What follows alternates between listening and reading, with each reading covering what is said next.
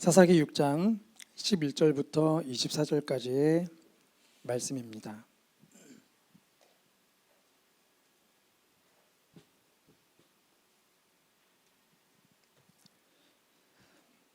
다 찾으면 한 절씩 교독하겠습니다. 제가 먼저 읽겠습니다. 여호와의 사자가 아비에셀 사람 요아스에게 속한 오브라 이르러 상수리나무 아래 앉으니라. 마침 요아스의 아들 기드온이 미디안 사람에게 알리지 아니하려 하여 밀을 포도주 틀에서 타작하더니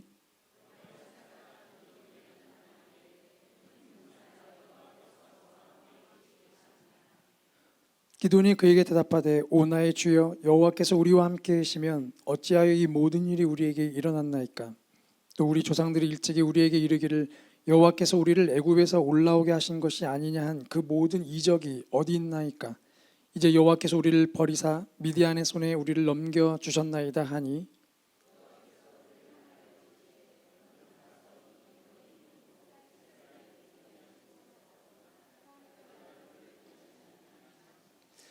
그러나 기드온이 그에게 대답하되 오 주여 내가 무엇으로 이스라엘을 구원하리이까. 보소서 나의 집은 므낫세 중에 극히 약하고 나는 내 아버지 집에서 가장 작은 자니이다 하니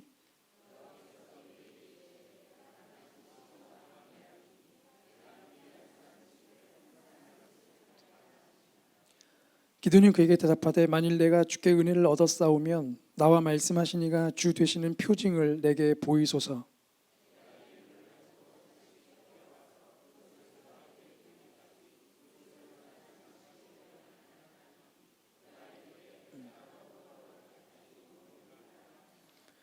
기드온이 가서 염소 새끼 하나를 준비하고 가루 한 에바로 무교병을 만들고 고기를 소쿠리에 담고 국을 양푼에 담아 상수리나무 아래 그에게로 가져다가 드리매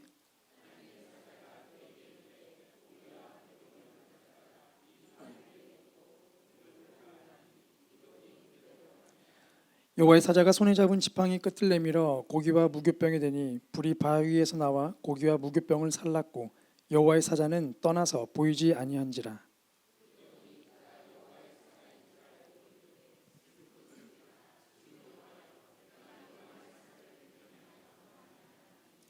여호와께서 그에게 이르시되 너는 안심하라 두려워하지 말라 죽지 아니하리라 하시니라. 기드온이 여호와를 위하여 거기서 제단을 쌓고 그것을 여호와 샬롬이라 하였더라. 그것이 오늘까지 아비에셀 사람에게 속한 아멘. 오늘 제가 함께 하나님의 이름을 살펴보려고 합니다. 하나님의 이름, 그 이름에는 하나님이 어떠한 분인지, 어떠한 성품을 가진지, 어떠한 존재이신지가 그 이름 안에 다 숨겨져 있죠. 저희들도 이름을 지을 때에 자녀들이 정말 이런 삶을 살았으면 좋겠다는 의미를 담아서 이름을 짓듯이, 그리고 그 이름들이 정말 살 때에 그 이름이 빛나듯이 하나님의 이름에도 그런 의미들이 담겨져 있습니다. 그래서 우리가 하나님의 이름을 살펴보다 보면 하나님이 우리에게 이런 일을 행하시겠구나, 하나님이 이런 분이시기 때문에 내가 더 믿을 수밖에 없겠구나, 그런 믿음들이 더 확고해지게 됩니다. 오늘은 저희가 하나님 이름 가운데에 샬롬, 여호와 샬롬, 평강의 하나님이라는 여호와 샬롬을 나누려고 합니다. 팩트풀리스라는 책이 있습니다. 팩트가 가득히 있는 사실 충실성이 이렇게 번연한데요. 팩트풀리스라는 책을 보면 그 책에서 저자가 의사 출신인데 이 저자가 자기 가족과 함께 데이터 연구소를 차리게 됩니다. 근데 그렇게 차리게 된 계기가 사람들이 어떤 이 세상을 바라보는 시각이 팩트에 기준되어 있지 않고 그냥 느낌으로, 눈에 보이는 현상들을 그냥 느낌으로 판단하는 일들이 너무나 많다는 걸 알게 된 거죠. 그래서 데이터 연구소를 차리고 수많은 데이터들을 계속 만들고, 그리고 사람들에게 여러분이 보는 시각들이, 여러분이 세상을 바라보는 시각이 잘못되었다는 것들을 끊임없이 이렇게 알려주고 있죠. 사람들이 세상을 바라볼 때에 오해를 불러일으키는 여러 가지 이렇게 본능들, 책에는 10가지 본능이 나와 있는데 그런 본능들이 있는데, 그런 본능들로 인해서 사람들은 이 팩트를 보지 못하고 오해, 잘못된 시선으로 세상을 이렇게 보게 된다는 거죠. 그래서 실제로는 그렇지 않은데 계속 세상은 점점 살기 나빠지고 있다, 세상은 위험해지고 있다, 이렇게 이런 생각들이 자꾸 대세가 되어 간다는 거죠.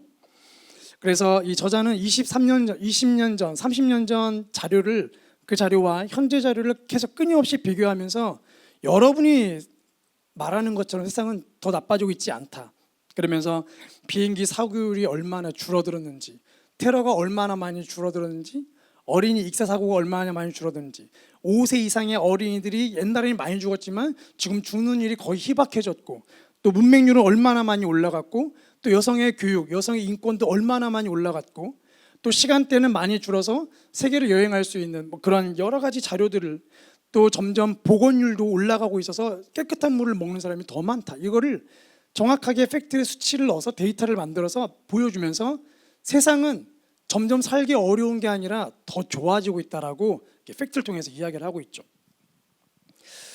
이 책을 읽으면서 제게 와닿았던 여러 가지 10가지의 본능 중에 저에게 좀 강하게 많이 와닿았던 본능들이 있었습니다. 첫 번째가 부정 본능이었습니다. 사람들 안에는 갈수록 더 나빠진다는 그런 본능이 있다는 거죠. 그래서 사건이 하나 발생하고 또 한 사건 발생하면 그 다음에는 더 나쁜 일이 생길 거라고 추측을 한다는 겁니다. 그리고 공포 본능이 있죠. 언론에서는 기사거리를 위해서 좋은 소식보다 안 좋은 소식들을 실습니다. 그래서 오늘 구리시의 미세먼지는 좋습니다. 여러분 상쾌한 공기를 마시세요. 이런 뉴스보다 오늘은 미세먼지가 취약 상태입니다. 여러분 마스크를 꼭 끼고 나가지 마십시오. 이런 뉴스에 더 귀를 기울인다는 거죠. 그런 공포 본능들이 있기 때문에 그렇습니다. 또 비난 본능이 있다고 하죠. 모든 잘못된 일들을, 내 주변에 일어나는 일들을 특정인으로 이렇게 몰아붙인다는 겁니다. 당신 때문에, 저 사람들 때문에 이런 일이 생기고 있는 거예요. 그래서 내 안에 대한 비난이 아니라 다른 사람에 대한 이렇게 비난을 돌리면서, 그러니까 세상은 더 나빠질 수밖에 없다라고 이렇게 사람들이 자꾸 느낌으로 받아들인다는 거죠. 그러면서 저자가 말합니다. 느낌으로 살지 말고 정확한 데이터를 가지고 생각하며 사십시오 라고 느낌과 생각에 대한 이 대조를 이렇게 보여주죠. 이런 본능들, 이 저자가 말하고 있는 이런 세상을 바라보는 시각들을 보면 평화를 찾아볼 수 없는 모습들을 저희가 발견하게 됩니다. 또 여기서 나오는 이런 본능들도 비단 이 저자가 이 책에 쓴 본능들이긴 하지만 여전히 우리 안에도 존재하고 있는 본능들이죠. 부정적인 것을 쉽게 생각합니다. 지금도 제가 신종 코로나 바이러스가 이렇게 세상으로 퍼지고 있지 않습니까? 메르스 사태도 마찬가지죠. 뭔가 바이러스들이 전 세계를 위협할 때마다 하나의 사건이 터지게 되면 그 사건을 접하게 될 때에 우리는 불안해지기 시작합니다. 지금 확진자가 4명이 나왔잖아요. 그러면 중국을 여행 갔다 왔던 수많은 사람들의 인구를 딱 놓고 그 중에 확진자가 4명이 나왔다. 그래서 이게 몇 퍼센트인지를 보여주면 어쩌면 이것이 그렇게 위험한 바이러스가 아니라 다른 때는 더 위험했구나 생각할 수 있다는 거죠. 그럼 우리 안에 그런 게 부정적인 공포에 대한 본능들이 계속 우리의 삶을 옥죄고 있다는 겁니다. 결정장애 세대라는 책을 보니까 거기에 젊은이들이 현재 겪고 있는 어려움들을 소개하고 있는데, 요즘 젊은이들은 결정을 잘 못한다는 겁니다. 그렇기 때문에 평안한 삶, 뭔가 편안한 삶, 평화롭고 좀 내 마음이 뭔가 안주할 수 있는 환경을 원해서 선택을 해야 하는데 그 선택하는 게 너무 어렵다는 거예요. 너무나 많은 정보가 몰려오다 보니까 내가 이걸 선택했는데 다른 누군가가 야 그거 말고 이거 있다고 하면은 내가 또 틀렸구나. 그래서 자기가 잘못된 정답을 고를 수 있다라는 불안 때문에 결정을 못한다는 거죠. 이런 현상들을 이렇게 다 모아보면 결국 인간은 갈등을 해결하려고 노력하고 있지만, 그 갈등을 해결하고 그 안에서 평화를 찾으려고 노력하고 있지만 실제로는 그 노력 자체에서도 평화가 없는 역설적인 모습들이 나타나고 있다는 겁니다. 우리 안에서 평화를 찾고자 하는 그런 열심들, 그 세상은 말하죠. 거울 앞에 서서 말하라고 합니다. 오늘은 잘 될 거야. 오늘은 정말 잘 될 거야. 옆에 있는 분들에게 말씀하세요. 잘 될 겁니다. 하지만 그 잘 될 거라는 그 근거가 뭐냐는 거죠. 나도 못 믿고 있는 판국에 내가 말하는 잘 될 거란 말을 어떻게 우리가 믿을 수 있냐는 겁니다. 그래서 성경은 정확하게 이런 반응들, 이런 지혜는 틀렸다고 말합니다. 왜냐하면 이 평화라는 것은 평화의 창조자는 인간이 아니라, 세상이 아니라, 돈이 아니라, 재물이 아니라 평화의 창조자는 하나님이라고 성경이 선포하고 있기 때문이죠. 오늘 본문을 보면 이런 부정 본능, 공포 본능 속에 살아가고 있는, 이런 비난 본능에 살아가고 있는 기드온이라는 사람이 등장합니다. 이 본문 사사 6장 본문을 보면 이런 배경이 있죠. 사사들이 끈이 등장하여서 이스라엘을 구원하지만 또 사사가 사라지면 또 이스라엘 백성들은 하나님을 떠나버립니다. 또 죄를 짓게 되죠. 하나님이 또 벌 내리십니다. 그럼 고통 가운데 또 부르짖죠. 그럼 하나님 또 사사를 보내십니다. 또 구원을, 이것이 계속 다른 쳇바퀴들 돌듯이 끈이 돌고 있습니다. 그 와중에 사사 6장을 보면 역시나 하나님을 버리고 악에 빠진 이스라엘 백성들에게 하나님의 미디안 족속을 보내서 7년 동안 고통 가운데 힘겹게 살도록 하시죠. 그래서 미디안의 이 압제가 너무나 힘들다 보니까 오히려 압제보다는 지옥 같은 삶이기 때문에 성경 말씀을 보면 동굴을 파고 산속에 들어가 살았다고 기록하고 있습니다. 오늘 본문에 보면 이 평화를 잃어버린 기드온의 모습이 등장하고 있습니다. 우리 11절부터 13절 말씀을 같이 읽겠습니다. 시작. 여호와의 사자가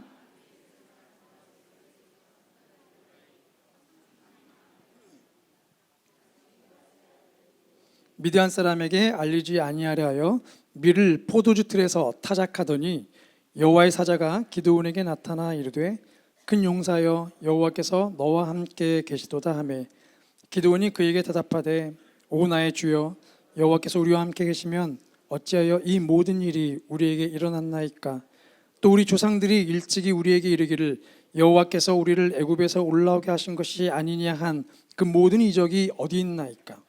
이제 여호와께서 우리를 버리사 미디안의 손에 우리를 넘겨주셨나이다 하니. 네, 본문에 등장하는 기브온은 포도주를 짜는 그 틀에서 밀을 타작하고 있다고 기록하고 있죠. 포도주를 짜는 틀은 아무리 그 틀의 그 깊이가 깊어봤자 성인의 허리 정도라고 합니다. 보통은 더 낮죠. 포도를 잔뜩 집어넣고 발로 밟아서 즙을 짜는 건데 그 안에서 허리를 숙여서 밀을 타작하고 있는 겁니다. 보통 타작할 때 타작기를 저희가 때리지 않습니까? 뭘로 타작하는지는 모르겠지만 어쨌든 중요한 건 허리를 숙여서 미디안 사람에게 들키지 않으려고 숨어서 밀을 타작하고 있는 겁니다. 얼마나 불편하겠습니까? 허리가 아프겠죠. 뭔가 이 밀을 타작해서 이걸로 빨리 먹을 걸 만들어서 가족들과 함께 저녁을 하고 싶은 그 평화로운 모습을 생각하지만 정작 그 현장에는 평화가 없는 거죠. 그래서 하나님께서 말씀하십니다. 큰 용사여 하나님이 너와 함께 하신다. 이 말에 바로 반박하죠. 그게 무슨 말입니까? 하나님이 함께 하신다는데 왜 우리가 이런 고통 가운데 있습니까? 하나님이 함께 하시면 왜 우리에게 이런 지옥 같은 삶이 있습니까? 라고 질문합니다. 평화가 없는 자의 전형적인 반응이죠. 부정과 불만이 쏟아져 나오고 있습니다. 부정 본능이 그 안에서 막 타오르고 있죠. 하나님을 향한 비난 본능이 막 타오르고 있습니다. 왜 세상은 점점 더 살기가 어려워지고 있습니까? 하나님이 살아계신 게 맞습니까? 라고 묻기 시작하는 거죠. 사랑에는 여러 가지 단계가 있다고 합니다. 첫 번째 단계는 그러니까 존재만으로 인한 사랑이라는 거죠. 처음 저희가 이렇게 누군가를 만나게 되면 그냥 함께 있는 게 좋죠. 먹지 않아도 함께 있는 게 좋고 추워도 함께 있는 게 좋고 그러다가 점점 함께 있는 존재의 기쁨에서 이제 받는 거의 기쁨으로 주는 거의 기쁨으로 넘어갑니다. 그래서 줄 때마다 이제 기쁜 겁니다. 근데 주는 거의 기쁨이 끝나면 이제 받는 거의 기쁨으로 넘어가죠. 그래서 내가 이제 받아야 하는 겁니다. 그래서 점점 이때부터 이제 싸우기 시작하는 거죠. 나는 너에게 A를 줬는데 너는 나에게 왜 B를 안 주는 거야? 그래서 주지 않은 거에 대해서 서운함을 느끼기 시작하는 겁니다. 그렇게 사랑과 관계가 변질되고 평화가 사라져가는 거죠. 기드온도 점점 하나님이 우리에게 주지 못하는 거에 대해서 불평하기 시작했습니다. 저희들도 마찬가지죠. 저희도 때로는 우리 안에 부정 본능, 그런 비난 본능들이 올라옵니다. 상황이 틀어지면, 상황이 엇갈려져 버리면 우리 안에 본능이 올라오면서 하나님을 원망합니다. 말하지 않아도 생각으로 하나님을 원망하고 행동으로 하나님을 원망하죠. 교회 나오지 않고 예배 드리지 않습니다. 성경도 던져버리죠. 이것이 기드온의 모습이 전형적인 우리의 모습이기도 합니다. 근데 하나님께서 그런 기드온을 찾아와서 이렇게 말씀하시죠. 우리 14절부터 16절 말씀을 함께 읽겠습니다. 시작. 여호와께서 그를 향하여 이르시되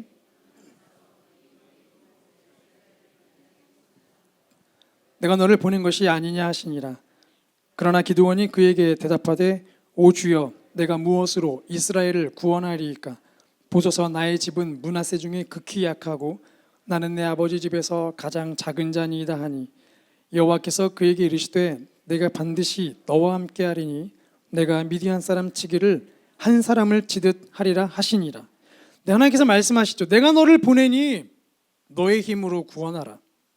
민족의 아픔을 생각하는 기드온의 그 이야기를 들으면서 하나님께서 소망을 주십니다. 내가 너를 보내니 네가 가서 구원해라. 모세를 내가 보낸 것처럼 내가 너를 보내겠다고 말씀하십니다. 근데 여기서 기드온의 부정 본능이 또 나옵니다. 하나님, 우리 집안이 아주 약한 집안입니다. 거기서 또 나오죠. 그 중에 또 아비의 집에서 우리 집안에서 제가 또 아주 작습니다. 사실 타작하고 있는 자신의 모습을 생각만 해도 그렇지 않습니까? 하나님은 큰 용사로 부르지만 자기는 큰 겁쟁이의 모습이죠. 그러니 하나님이 말씀하시는 거에 자기가 이렇게 반응할 수가 없는, 자신감도 없는 거죠. 아주 자신을 향한 부정 본능도 최고조를 찍고 있습니다. 근데 하나님이 그런 기드온을 큰 용사로 부르시는 이유는 지금 기드온의 모습이 작기 때문에 큰 용사라 부르는 게 아니라 내가 너와 함께 하겠다는 그 약속 때문에 큰 용사라 부르시는 거죠. 지금 너의 모습은 보잘것없지만 내가 너와 함께하면 너는 큰 용사가 될 수 있다는 겁니다. 반드시 내가 너와 함께 하겠다는 거죠.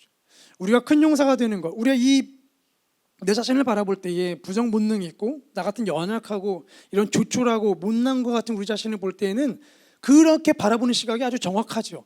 하지만 놓치고 있는 한 가지 시각이 있다면 우리를 큰 용사라 부르시는 그 하나님입니다.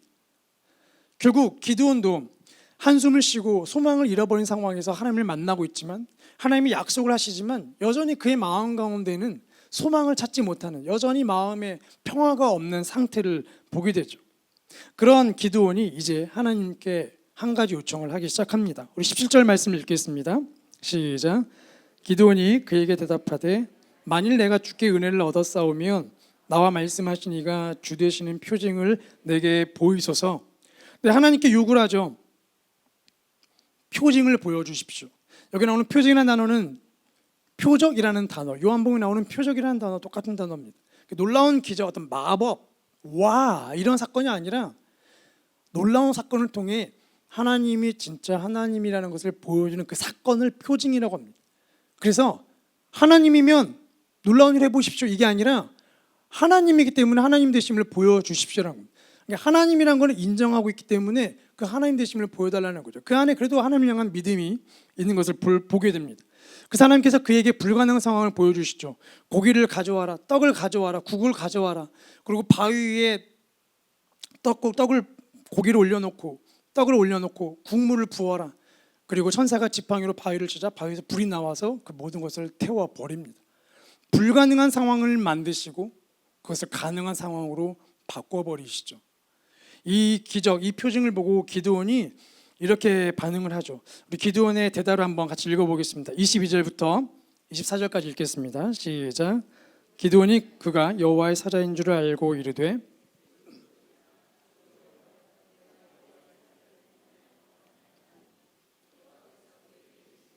너는 안심하라 두려워하지 말라 죽지 아니하리라 하시니라. 기드온이 여호와를 위하여 거기서 제단을 쌓고 그것을 여호와 샬롬이라 하였더라. 그것이 오늘까지 아비에셀 사람에게 속한 오브라에 있더라. 아멘. 표징을 본 기드온이 또 다른 두려움에 빠집니다. 바로 죽음이란 두려움이죠. 죄인인 내가 거룩한 하나님의 사랑을 보았으니, 거룩한 하나님을 대면하여 보았으니 죽음밖에 남지 않았다는 겁니다. 평화가 없던 기드온에게, 평화라고는 하나도 없는 기드온의 마음속에 죽음이라는 공포가 몰려오게 되었죠. 그런데 하나님께서 말씀하십니다. 너는 죽지 않을 것이다. 안심하라. 너는 죽지 않을 것이다. 그리고 그 말씀이 떨어진과 동시에 정말 살아있는 자신을 발견하게 됩니다. 그의 마음 가운데에 평화가 없던 부정 본능으로 가득 차 있던 기드온인데 하나님께서 죽음이라는 그 상황에 직면하게 하시고 그 죽음이라는 인간이 느낄 수 있는 가장 큰 두려움인 죽음을 넘게 하신 이후에 그의 마음 가운데 비로소 평화가 무엇인지를 맛보게 하시죠. 이 표징 이전과 이후의 기드온의 모습이 확연하게 달라지게 됩니다. 평화가 없던 기드온의 모습, 하지만 그 놀라운 표징을 통해서 평화를 맛본 기드온의 모습. 그래서 하나님의 이름을 여호와 샬롬이라고 고백하게 되죠. 히브리어 샬롬은 구약 성경에 250회 이상 나오는 단어입니다. 꽤 많이 나오는 단어이죠. 이 샬롬이라는 단어의 뜻은 여러 가지 뜻이 있지만 전체적이다, 끝냈다, 가득 채웠다라는 뜻입니다. 가득 채웠다. 즉 먹을 거를 많이 먹고, 저희가 이렇게 뷔페집 가면 먹을 게 참 많지 않습니까? 하지만 그 먹을 것이 많이 있어도 어느 순간 그 뷔페들 향해 걸어가지 않는 순간이 오게 됩니다. 배가 부르기 때문에 더 이상 가지 않죠. 맛있는 걸 알아요. 맛있는 걸 알고 있지만 안 가게 됩니다. 왜냐하면 배가 이미 부르기 때문이죠. 새로운 메뉴가 또 나와도 안 갑니다. 배부르기 때문입니다. 이것이 바로 성경이 말하는 샬롬이죠. 채워져 있는 겁니다. 즉 모든 두려움, 이 두려움이 주는 이 평화가 없는 상태는 여전히 존재하고 있지만 여전히 미디안족 속의 이 앞지 지옥 같은 삶은 여전히 있지만, 나를 옥죄는 상황은 여전히 있지만, 기도가 응답되지 않았지만 여호와의 샬롬이 내 안에 임하게 되면 내가 그 안에서 안전함을 누리기 때문에 더 이상 내 주변에 일어나는 전쟁에 내가 영향을 받지 않는다는 것입니다. 세상이 말하는 평화는 이런 평화죠. 신약시대 성도들이 가장 많이 경험한 평화, 로마가 평화라고 외칠 때마다 그들은 이 평화를 이렇게 인식했습니다. 팍스 로마나, 로마 정부가 추구했던 단어죠. 팍스 로마나, 로마의 평화입니다. 이 팍스 로마나, 로마의 평화는 어떻게 이루어진 것이냐? 압제를 통해 이루어진 겁니다. 전쟁을 통해서 식민국가를 만들어버리고 더 이상 로마 정부에게 대응할 수 없는 적들, 그들을 다 모든 힘을 다 빼버리고 짓밟은 다음에 누리는 평화입니다. 그래서 로마가 말하는 이 팍스 로마나는 성경이 말하는 평화와 다른 겁니다. 저희도 어느새 세상이 말하는 이 팍스 로마나에 많이 영향을 받아 있죠. 많이 가져야 합니다. 내가 더 높이 올라가야 합니다. 내가 좀 더 이 높은 곳, 명예로운 곳에 내가 더 올라가야 합니다. 다른 사람이 칭찬을 받기보다 내가 칭찬을 더 받아야 하는 거죠. 이것이 바로 세상이 말하는 평화, 로마가 말하는 평화, 팍스 로마나입니다. 하지만 하나님 말씀하신 평화는 그런 평화가 아닌 것이죠. 비록 내 삶이 아직은 환경이 정리가 되지 않았다 할지라도 여전히 내 삶이 두렵지만, 죽음이 내 앞에 있지만 여호와 샬롬이 내 안에 임하면 이미 내 안에 안전의 욕구가 채워졌기 때문에, 더 이상 이 죽음에 대한 두려움도 떠났기 때문에 더 이상 세상이 주는 공포가, 또 세상이 주는 부정적 상황들이 더 이상 우리를 흔들지 못하게 되는 겁니다. 그럼 우리가 이런 여호와 샬롬을 누리기 위해 무엇을 해야 할까요? 첫 번째, 여호와 샬롬을 누리기 위해서는 우리가 이 십자가 앞에 나아가야 합니다. 우리 에베소서 2장 13절 14절 말씀, 그리고 15절 말씀을 읽겠습니다. 시작. 이제는 전에 멀리 있던 너희가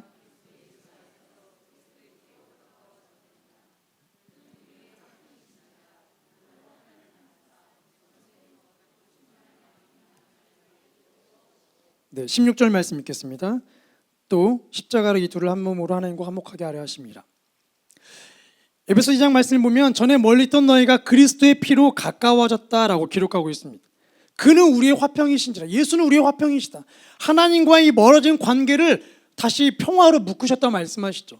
여호와의 샬롬을 경험하려면 우리가 십자가에 가는 이유가 바로 이겁니다. 우리 안에 샬롬이 깨진 이유는 우리가 여호와 샬롬을 버려버리는 것이죠. 하나님 관계가 깨져버린 겁니다. 우리의 손 안에 로마가 주는 평화를 우리가 꿈꾸고 있기 때문이죠. 하지만 우리가 이제 손을 펼쳐서 세상이 주는 평화를 내려놓고 하나님이 주는 평화를 붙잡아야 한다는 거죠. 하나님과 관계가 먼저 회복되어져야 합니다. 하나님을 우리가 아버지라고 부를 수 있어야 한다는 거죠. 당당하게 그 앞에 나아갈 수 있어야 한다는 겁니다. 하나님의 임재 안에 누리는 평화를 경험할 때에 비로소 우리가 세상 속에서 흔들림 없이 갈 수 있는 힘이 생기는 거죠. 더 이상 환경에 지배받는 사람이 아니라 환경을 지배하는 사람이 되는 겁니다. 두 번째, 여호와 샬롬을 경험하기 위해서는 부정 본능보다 감사 본능이 우리 안에 회복되어야 한다는 것이죠. 기도는 눈에 보이는 환경을 받습니다. 하지만 그 안에 부정적인 것들만을 다 뽑아내서 하나님께 외치죠. 하나님이 함께 하신다는데 왜 우리가 이렇게 미디안 족속에게 고통받고 있습니까? 하지만 만약에 하나님이 이스라엘 백성들이 붓고 있는 그 은혜라는 그릇을 만약에 거두어 가신다면 어떠한 일이 일어나게 될까요? 미디안 족속이 금방 쳐들어와서 이스라엘 백성들은 금방 멸망할지도 모릅니다. 물도 메마를 것이고 해가 뜨지도 않을 겁니다. 공기도 사라져버릴지도 모릅니다. 지진이 일어날 수 있고 지중해에서 해일이 불어닥칠 수 있겠죠. 요단 강물이 메말라 버릴 수도 있습니다. 어쩌면 하나님이 우리가 요구하지 않았음에도 주셨던 것들에 대한 감사가 우리에게 없다 보니 사랑의 마지막 단계, 하나님이 나에게 직접 주신 것들이 없다라고 생각하고 그런 부정적인 것들을 우리가 찾아내서 그 안에 반응하게 되는 것이죠. 그래서 우리가 여호와 샬롬에 반응하려면 부정 본능이 아니라 감사 본능을 회복해야 합니다. 하나님이 나에게 주신 것들을 우리가 찾아봐야 하는 거죠. 나에게 무엇을 주셨는지 기록해 봐야 합니다. 가족을 주시고 숨 쉴 수 있는 건강을 주시고 교회 올 수 있는 건강을 주시고 등등등 이런 걸 적다 보면 어느새 우리 안에 부정 본능보다 감사의 본능이 살아나게 되죠. 그렇게 되면 어느새 감사의 본능이 부정 본능보다 더 크게 작용하기 시작하면 정말로 어려운 상황이 닥칠 때에 우리는 감사의 능력으로 그 상황을 터벅터벅 걸어갈 수 있는 힘이 생기는 것이죠. 마지막 세 번째는 여호와 샬롬을 누리기 위해서는 우리 안에 주신 그 샬롬을 다른 사람들과 나눠야 한다는 것입니다. 여전히 포도주 틀에서 위를 타작하는 수많은 사람들이 있습니다. 여전히 움츠리고 허리를 숙여서 남들에게 빼앗기지 않기 위해서 숨죽이며 살아가는, 공포 속에 부정 속에 살아가는 사람들이 많습니다. 하나님은 우리를 통해서 그런 사람들에게 여호와 샬롬을 보여주고 나눠주라고 말씀하시죠. 우리에게 말씀하십니다. 큰 용사여, 내가 너를 보내노니 내가 너와 함께하니 가라라고 말씀하십니다. 그 샬롬을 나누라고 말씀하시죠. 허드슨 테일러가 이렇게 말을 합니다. 우리 마음의 참 평안은 문제가 없어서가 아니라 하나님이 임재하시기 때문에 가능하다. 여러 문제가 없기 때문에 평화가 임하는 게 아니라 문제 속에 하나님이 임재하시기 때문에 가능하다. 어쩌면 우리가 원하고 있는 이 모든 상황들이 해결되면 비로소 평화가 임할 거라고 생각하는 그 생각의 논리는 사단이 우리에게 주고 있는 것일지도 모릅니다. 그래서 사단은 우리 안에 이 기도가 응답되고 이 어려운 상황들이 해결되는 것들을 어쩌면 더 주목하게 할지도 모릅니다. 그래서 문제들이 사라졌기 때문에 그 안에 안주하게 하는 거죠. 더 이상 하나님을 찾을 필요가 없다라고 속삭일지도 모릅니다. 그래서 여호와의 샬롬이 우리에게 더 큰 의미가 있는 것이죠. 문제가 없는 그 상황에 누리는 평화가 아니라 문제가 있는 상황에서 누리는 평화입니다. 성 프란체스코가 썼다는 평화의 기도문이 있죠. 우리 한번 그 평화의 기도문 한번 읽어보겠습니다. 주님, 저를 평화의 도구로 써 주십시오. 미움이 있는 곳에 사랑을, 다툼이 있는 곳에 용서를, 분열이 있는 곳에 일치를, 의혹이 있는 곳에 신앙을, 그릇됨이 있는 곳에 진리를, 절망이 있는 곳에 희망을, 어둠이 있는 곳에 빛을, 슬픔이 있는 곳에 기쁨을 가져오는 자 되게 하소서. 위로받기보다는 위로하며, 이해받기보다는 이해하며, 사랑받기보다는 사랑하게 하여 주소서. 우리는 줌으로써 받고 용서함으로 용서받으며 자기를 바라고 죽음으로써 영생을 얻기 때문입니다. 아멘. 미움이 있고 다툼이 있고 분열이 있는 곳, 어쩌면 우리 주변에 보이는 환경들이 다 저런 환경들이죠. 하지만 하나님은 우리를 부르십니다. 여호와 샬롬을 누리라고 말씀하시고 그 샬롬을 가진 큰 용사로 세상 가운데 또 가족에게, 사람들에게 일터로 나가라고 말씀하십니다. 오늘 우리가 이 여호와의 샬롬을 누린 자가 되기를 소망합니다. 우리의 기도가 응답되지 않았다 할지라도, 내 안에 죽음이 엄습했다 할지라도, 해결하지 못하는 이 너무나 어려운 상황 속에 도저히 집 밖에 나갈 수 없는 절망 속에 있다 할지라도 그곳에 여호와의 샬롬이 임하고 우리가 그 샬롬을 경험한 자로 샬롬을 나누는, 그래서 우리가 만나는 사람들에게 너는 안심하라, 평강의 하나님이 너와 함께 하신다, 우리가 위로할 수 있는 저희가 되기를 소망하고 축복합니다. 우리 옆에 있는 분들에게 축복하시겠습니다. 큰 용사여, 큰 용사여, 여호와의 샬롬을 나눌지어다. 큰 용사여, 하나님이 함께 하십니다. 아멘.